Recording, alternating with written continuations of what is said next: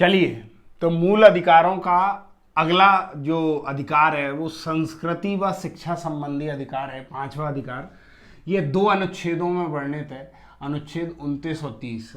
मतलब शिक्षा और संस्कृति से संबंधी अधिकार है कि उनकी रक्षा कैसे करी जाएगी। तो हम देखते हैं, अनुच्छेद 19 कहता है अल्पसंख्यक वर्गों के हितों का संरक्षण। अल्पसंख्यक वर्गों के हितों का संरक्षण। जो भारत में जो अल्पसंख्यक हैं वह दो आधार पर इनका वो किया गया है वर्गीकरण। एक तो भाषाई आधार पर, दूसरा धार्मिक आधार पर। तो क्वेश्चन बनता है कि अल्पसंख्यकों का वर्गीकरण कितने आधार पर है, तो भाषाई और धार्मिक। दूसरा, अल्पसंख्यक कब माने जाएंगे, तो मान लीजिए कि मध्य प्रदेश की जनता, वो अपन बोलते हैं कि जैसे एमपी है, एमपी में 50% से कम मुस्लिम हैं तो मुस्लिम अल्पसंख्यक माने जाएंगे। या दूसरा हम बोलें केरल में 50% से कम हिंदू हैं तो हिंदू अल्पसंख्यक माने जाएंगे।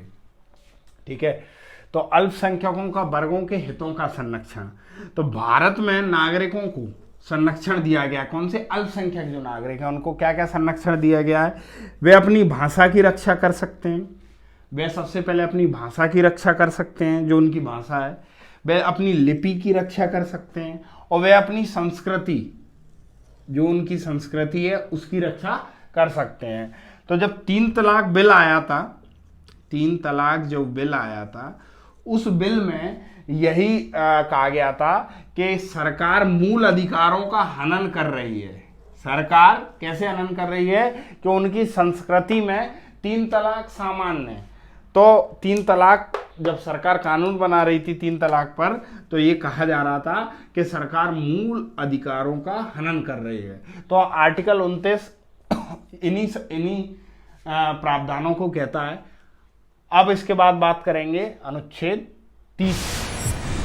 तो संस्कृति व शिक्षा संबंधी अधिकार में अगला अनुच्छेद है अनुच्छेद 30।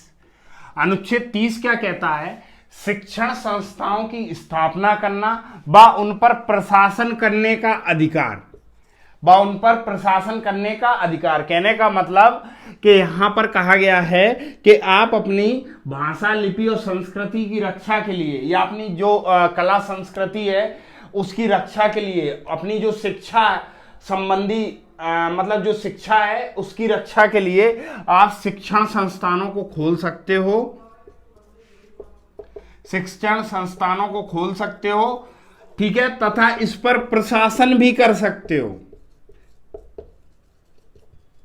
राज्य इस पर हस्तक्षेप नहीं करेगा, लेकिन अगर राज्य द्वारा कोई वित्त, राज्य ने यहां वित्त दिया, राज्य ने यहां अनुदान किया, तो फिर राज्य इन संस्थाओं पर हस्तक्षेप कर सकता है। ये शिक्षण संस्थाएं कैसी होनी चाहिए? राज्य के बिना वित्त के, मतलब इसमें राज्य वित्त ना दे, ऐसी संस्थाएं होनी चाहिए। तो अनुच्छेद 29 जिसमें क्या कहा गया था, अनुच्छेद 29 में कहा गया था कि राज्य जो है अल्पसंख्यकों को संरक्षण देगा। कैसा संरक्षण? उनकी भाषा का संरक्षण, ताकि वे अपनी भाषा को सुरक्षित रख सकें, उनकी लिपि, अपनी लिपि को संरक्षित रख सकें और अपनी संस्कृति को। और वहीं अनुच्छेद 30 कह देता है, आर्टिकल 29, अल्पसंख्यकों को संरक्षण काय का? भाषा, लिपि का और संस्कृति का। ठीक है, अल्पसंख्यक 2 प्रकार के होंगे, धार्मिक व भाषाई।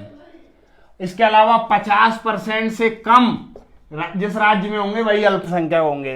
वहीं आर्टिकल 30 इसी से जोड़कर रखिए, इन तीनों की रक्षा के लिए संस्था खोली जाएगी। क्या खोली जाएगी? संस्था। और उसका प्रशासन वही लोग करेंगे जो संस्था खोल रहे हैं, और इस पर वित्त राज्य नहीं देगा। और राज्य अगर वित्त देता है, हर पहलू को समझिए, देता है, तो प्रशासन भी राज्य करेगा। तो आर्टिकल 29 और 30 समझ लेते हैं। अब इसके बाद सबसे महत्वपूर्ण आर्टिकल 32 आएगा। आर्टिकल 31 संपत्ति का अधिकार, 44वें संविधान संशोधन 1978 द्वारा हटा दिया गया, उसे एक वैधानिक अधिकार बना दिया गया।